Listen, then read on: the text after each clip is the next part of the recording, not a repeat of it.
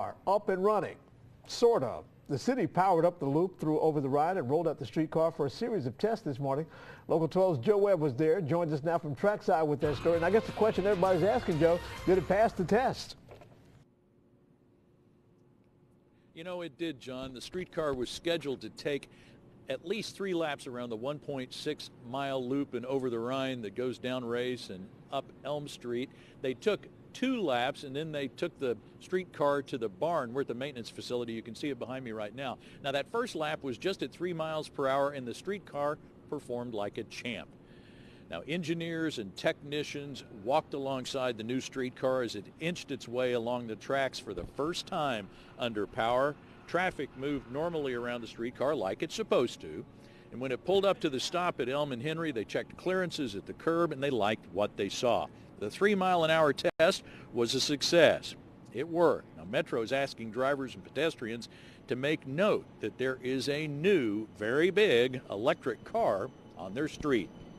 Now that the streetcar is operating under its own power in the street, there's several key areas where we're asking the public to be a little extra careful when either driving or walking or living near the streetcar. The overhead contact system is energized, so we want folks to just be aware of that and to be mindful of the fact that there are wires that are electrified and to be safe around those. Now, the second lap had some power issues. They were supposed to do at least 3 laps, John. One at 3 miles an hour, one at 10 miles an hour, one at 25 miles an hour. At the 10-mile-per-hour loop, they had a few issues, tripping some breakers along the way, so they're working out some bugs, and they brought it back to the barn. They don't think the streetcar is going to be back out on the street until sometime next week. Now, I have to tell you, I'm a small-town guy from Oklahoma, so I'm pretty easily impressed, but I was really impressed with what I saw. There are a couple of things, a couple of impressions. First of all, it's really big. Secondly, it is so quiet.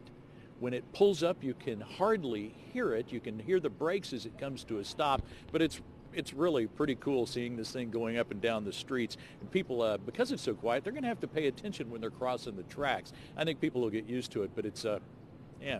John, it was fun to see. Yeah, it's going to take some adjustment. I'm just a small-town boy from Tennessee. I'm impressed too, Joe.